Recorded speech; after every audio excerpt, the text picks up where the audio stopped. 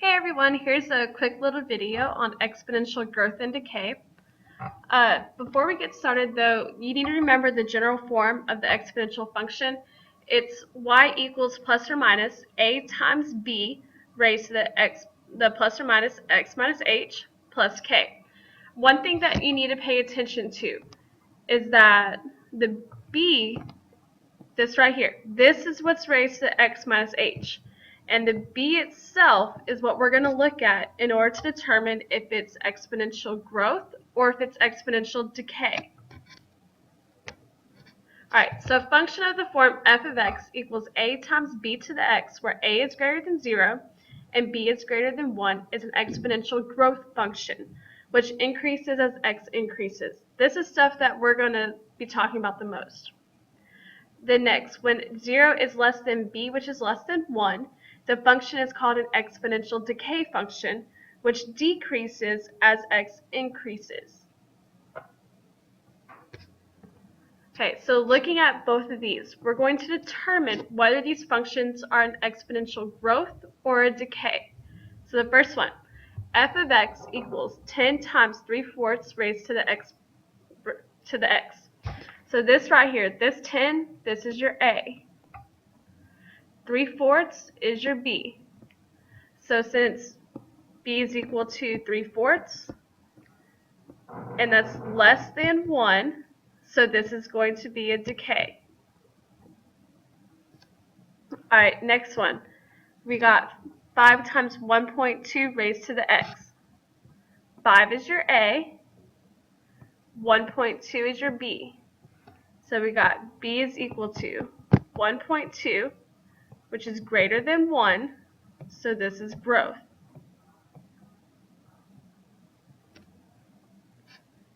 Alright, now we're going to use these in problems. Alright, so the number of zombies in the Cyprus area is growing exponentially according to the formula y equals 200 times 3 to the x, where y is the population of the colony x days after its first day of the apocalypse. How many days after the start of the apocalypse will it take for the zombie population to reach 1800? So for this, our y is going to be 1800. And I'm asking for the x. Whoops, sorry, awkward. Erase. Alright, so we have 1800 is equal to 200 times 3 to the x. That's an awkward looking 3. I'm so sorry about that. Alright, so now I want to solve for my x. The first thing I need to do is divide by 200.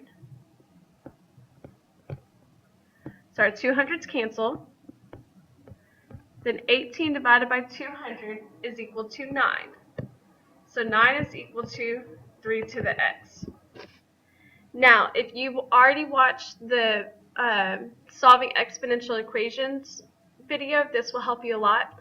But we need to get these to having the same base of 3. And as we know by our exponent rules, that 9 is equal to 3 squared. So since they have the same base, because we're all about the base, we're going to set the exponents equal to each other. So x is equal to 2. So after 2 days, we're going to have 1,800 zombies. That's a lot. Alright, using the exact same scenario. What will the zombie population be after 6 days? So for this, we're going to take 6 and we're going to plug it in for that x right there. So I'll have y equals 200 times 3 raised to the 6th power. Type that into your calculator. And when you do that, you get 145,000. Oop, awkward. 800 zombies. It would help if my pen would write. It's not liking me right now. So 145,800 zombies taking over Cyprus. Hope we all live. Okay, our last little problem. So if the zombies quadrupled in size rather than tripled, What is the inequality that would help determine the time needed for the colony to have a population that exceeds 250,000?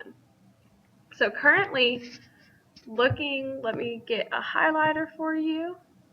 So looking at this right here, we are currently tripling in size. And the reason why I'm telling you that we're tripling is because our B value is equal to 3. So instead of being tripled, I want it to be quadrupled, which, as you know, quad means 4. So where that 3 is, I'm going to replace it with the 4. So I'll have 200 times 4 to the x.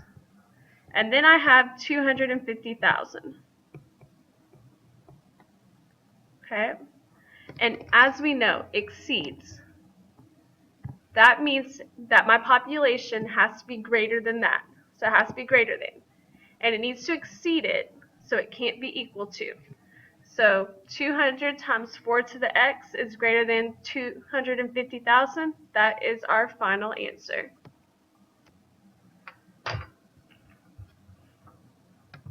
Okay, I hope this helped. I hope there's no zombie apocalypse coming anytime soon.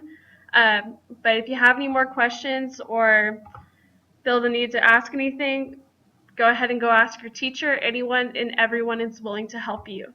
Good luck studying.